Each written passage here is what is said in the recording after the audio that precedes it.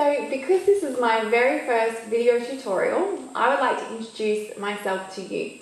So my name is Emma Lemke and I own a floristry business called Floral Industry that services the Gold Coast and Byron Bay areas in Australia.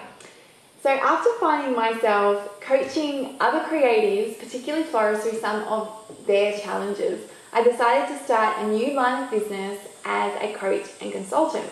So I was a teacher before I became a florist.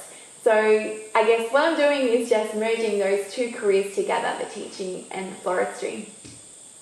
So many of you have written to me or spoken to me personally about your struggle with securing your ideal clients. Now, this was a huge struggle for me at the beginning of my business, and I'm definitely not going to tell you that is an easy one, but I am going to share with you a strategy that I think you can implement to help you start booking more of your dream clients in 2019. So you might find some of these strategies a surprise, or you may already know them, but you're too scared to implement them. And I often find that fear is definitely one of the biggest drivers that a florist has in their business. So they lower their prices out of fear that they won't get any clients, but then they attract the bargain hunters as a result. It's a bit of a catch-22, but the strategies I'm going to recommend to you require you to be bold, to trust the process, and put that fear behind you. So I want to outline 5 steps that you can take in your business that will move you further towards securing your dream clients. So I'll just quickly list the 5 steps and then we'll go into each one in depth. So the first step is identify your dream client. Number 2, communicate to them clearly and uniquely. 3, price accordingly. 4, say no to bad clients and make room for the good clients. And number 5, wow them to secure them. So let's start firstly with identifying your ideal or dream client. You may have thought that this was an obvious one, but have you actually sat down and written out exactly who your dream client is? If you haven't, stick with me because this is a really important point. I want you to really identify what type of person it is that you are trying to attract to your business. Because you cannot expect to secure your ideal client if you actually don't know who they are in the first place. So don't skip this. What I want you to do is ask yourself the following questions. Who do you like to serve? Who has been your favorite client so far? What made them your ideal client or your favorite client? What are their interests? What are their values, their beliefs, their worldviews? We're really getting into the nitty-gritty. I want you to ask how old they are. What is their income? Where do they come from? What is their style? Where do they shop? What kind of clothes do they wear? And a really great activity to do is to take it one step further and actually survey or interview some of your favorite clients. And if you haven't had, or had your ideal client yet, or you haven't booked your ideal client, maybe find some friends or people that you know that you think would be potentially your ideal client and then interview them.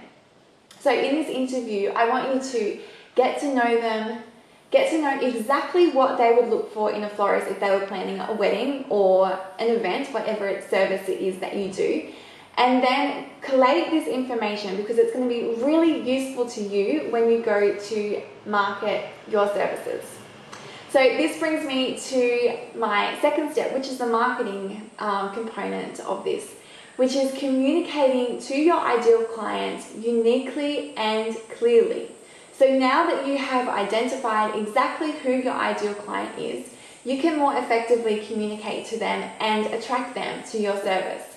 So in this step, I want you to really analyze everything about your business and how you're communicating to your ideal client. What about your branding? For example, your logo, your colors, your website.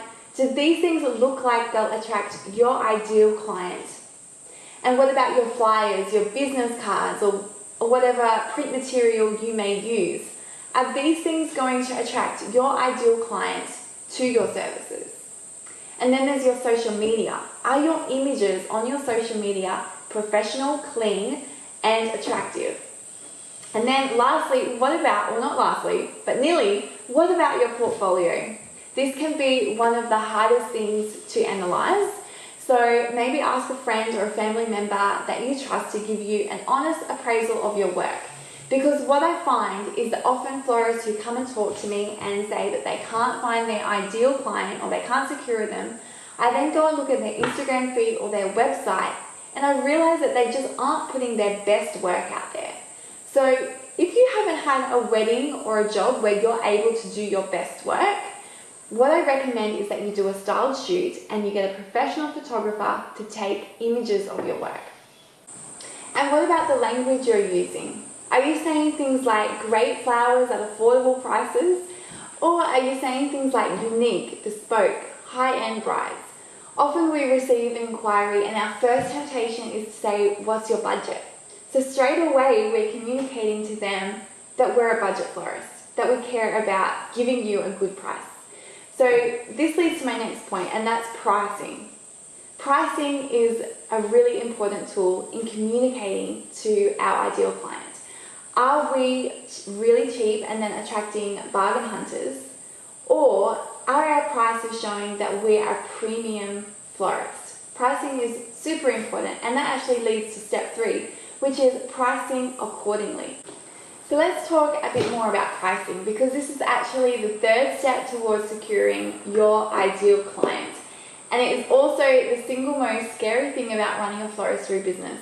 I don't think I've spoken to any florists who have not experienced the fear that surrounds pricing. So often we price our services down because we're scared we won't get any clients at all. But because we do this, we keep securing clients looking for the cheapest service that they can find. So how many of you find your inbox full of price hunters? They probably won't go away anytime soon, but you can build up confidence to let each one of them go in your time. So I want to encourage you to do that. But here's a quote from Seth Godin that really sums this up. He's an all-time marketing guru, and he said, price is story. A low price is the last refuge for a marketer who has run out of ideas. And I want to repeat that one line. Cheap is another way to stay scared. Oh, so true. I know for me, this was definitely the case. I spent my first year of floristry doing weddings on the cheap. I remember feeling so scared to even send someone a quote that was over $1,000. And then when I booked a client for $2,000, I was just over the moon. For some reason, that just felt like so much money to me at the time. But what I neglected to do was calculate my time and then all of my expenses as well. But pricing for profit is another story, and I'll be addressing this in my video tutorial that's just on pricing for profit, so don't miss that one. But what I do want to tell you in this video is that when I increase my prices, I also naturally increase the caliber of my clients. But maybe you want to position yourself in the market to just take on small weddings, and that's completely fine too. So I know some very successful florists that do this. So it all just comes down to what your ideal client is and then who you are actually wanting to attract to your business. So step number 4 is say no to bad clients to give room for the good clients. So The Pumpkin Plan, a book written by Mike McCallowicz, outlines exactly what I want to share with you in this strategy. So here's a quote from his book that I think perfectly sums up everything that I want to share with you. He says, the saying yes to everyone's strategy could not be sustained over time, and it was actually stunting growth. I was spread too thin, wasting energy serving clients who made me crazy and would never make me rich. And in serving them, I was taking precious time away from the clients with whom I enjoyed working with and who would make me rich. The concept here is profound, and he actually did some coaching with a florist who was bringing in about $700,000 of revenue, but was practically bankrupt. So just a reminder to not look at the other florists out there who seem to be getting a lot of work, because they may not be making as much money as you think. So this is what he actually says to the florist. All the clients who are really the other vendor's clients need to go. So he was making the point that if they were serious about saving their business, they needed to be serious about cutting the clutter too.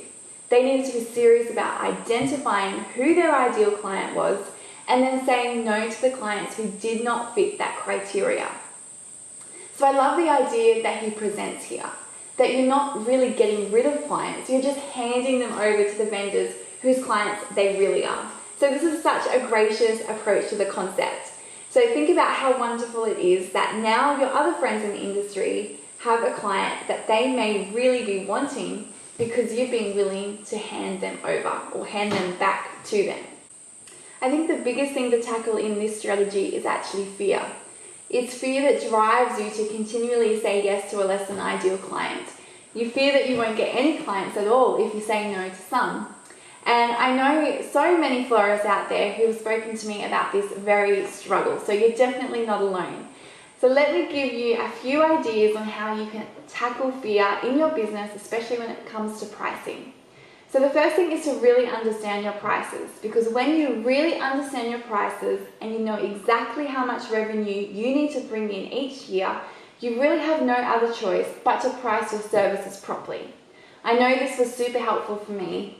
When I really nutted out my pricing, what I knew I had to price my services at, to survive as a florist, I felt really confident turning away people that were not going to make me a profit. Fear no longer became a factor. My pricing was a necessity. And the second thing that you can do to overcome fear is to give yourself a trial period. It's less scary to tell yourself that you'll try this new strategy for just 1 month or even a couple of weeks. You'll be amazed at what you might experience in just such a small amount of time. I remember when I first increased my prices drastically, I sent through a quote to a client that seemed like a ridiculous amount for their flowers. And when they replied and said they wanted to pay a deposit, I was shocked. But it gave me confidence to price this way again and again to those who were inquiring about my services. The last thing to do to overcome fear is to do more training in the things that you're not confident about. So I often quote one of my favourite life and performance coaches, Brendan Burchard, when it comes to this topic. And he says everything is trainable. And it's so true. If you're not confident with an aspect of floral design, then get some training. There are so many YouTube videos and great courses out there. So there's absolutely nothing stopping you from learning more about the things that you find difficult in your business. So the last step is wow them to secure them. And there's lots of points to cover here, but let's go through a few of them. So firstly, show appropriate emotion. When you receive an inquiry or are talking to a potential client, show enthusiasm, particularly if they are inquiring about a wedding, because this is a very exciting time for your client. So it's important to join in with their excitement and really try and empathize with your client. If it's funeral flowers, obviously you'll have to show a different type of empathy. But empathy is really important when it comes to attracting your ideal client and securing them as a client. Be professional and give them that diamond class experience.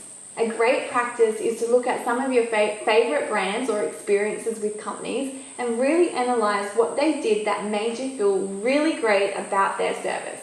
Can you implement any of these things into your business? How did they make the process easy for you? Usually clients are looking for someone to take the stress away from them. So figure out ways that you can make your client's experience as smooth and as easy as possible. For example, respond to them with an email outlining exactly what you need from them to move forward. You could even develop email templates around this.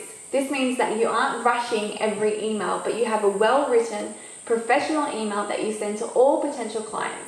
And you can always add personal touches to this as well, but have a base to work from that will save you time and also ensure that your clients receive your best and most sales effective response. Respond quickly. This is so important. If you take ages to respond, you will lose potential clients. One of the best ways to set yourself up for success is to have great systems in your emails so that you are always responding in a timely manner. Clients want to know that they can trust you to respond when they need you to. And I am the first to admit that this can be a real struggle at times, especially for me and for florists who Organisation doesn't come as naturally, but you have to let go of these excuses. If you want clients, you need to show up for them in a timely manner. Trust me, if you have speedy responses, they'll love you for it. And then there's visual proposals. So flowers are a really visual thing, and many clients need to see photos or have something visual to look at in order to know that you have caught their vision. So putting together a visual proposal will do many things. As I talk, I'm talking specifically about wedding clients, but you can apply these concepts to any other client also. So visual proposals will do these three things. One, they give confidence to your potential client. It is important to remember that the inquiry process for the client is all about establishing trust. This is their wedding day. They want someone who will execute their vision well or even take it to the next level. So a visual proposal will prove to them that you have perfectly understood their vision. It establishes a trust relationship, and not only that, but if the visual proposal is beautiful, they will want to go with you because they really want their wedding day to look exactly like what you've presented. The second thing it can do is expand your client's vision and budget. So every visual proposal I do, I put something in there that the client hasn't asked me for, but I think will work with what they're dreaming up for their wedding day. I take their vision to the next level. And I'm always amazed at the response of my clients. They usually absolutely love what I've added, and then they can't imagine their wedding without it. Causing this tension for the client is actually a really good thing. You want them to feel tension when it comes to money. Only two things usually happen to me when I hand a client a visual proposal and pop in extra bits and pieces. One, they say no and ask me to adjust the proposal with less floral elements so it can fit into their budget.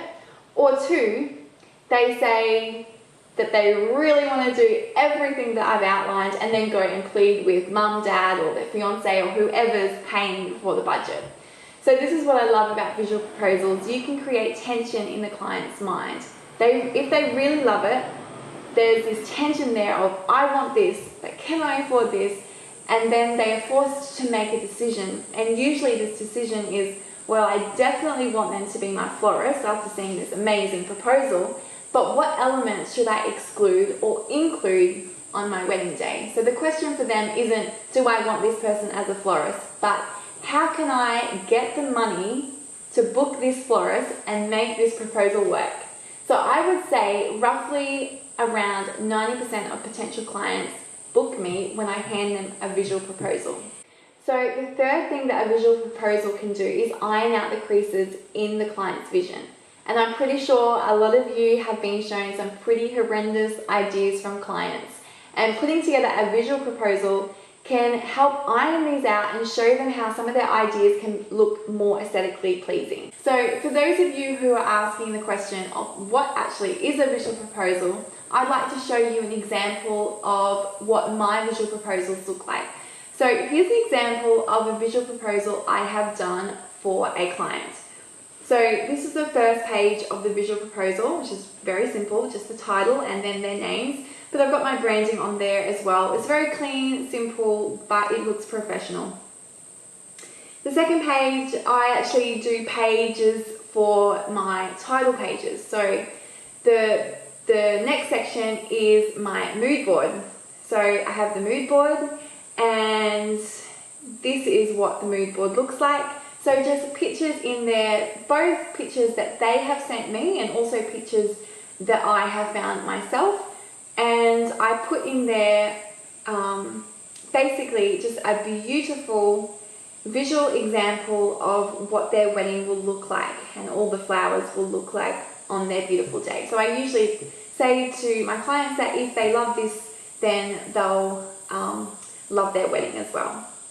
So the next page is just some examples of some flowers that I would be able to source during the season that their wedding's on. So these are just some flowers and some foliage as well, but I always let them know that these are just samples and examples of some of the flowers that I would like to use and some of the colours that I would like to use, but I can't guarantee that any of these flowers will actually be there on the day, just depending on the seasons and what's there at the markets.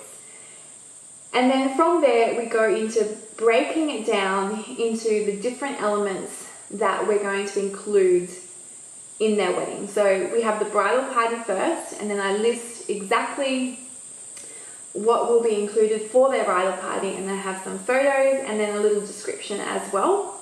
And the same for the ceremony, and then also the same for the reception. So a description, some photos, and then a list of the different things. Now I don't put my pricing here because this is just a visual proposal. It's not at all to give them a price, it's just give them an idea of what things will look like. So there you have it, my 5-step strategy for securing your ideal client. I really hope this was helpful and you can apply the concepts to your own business models. I truly believe that these 5 things have made a world of difference in my business and will make a world of difference in yours too. So let me just repeat what those 5 points were.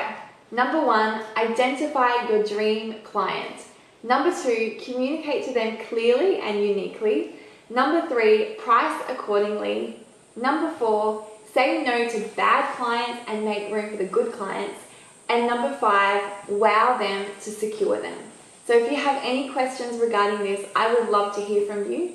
You can contact me through my website, which is www.emmalemke.com/contact.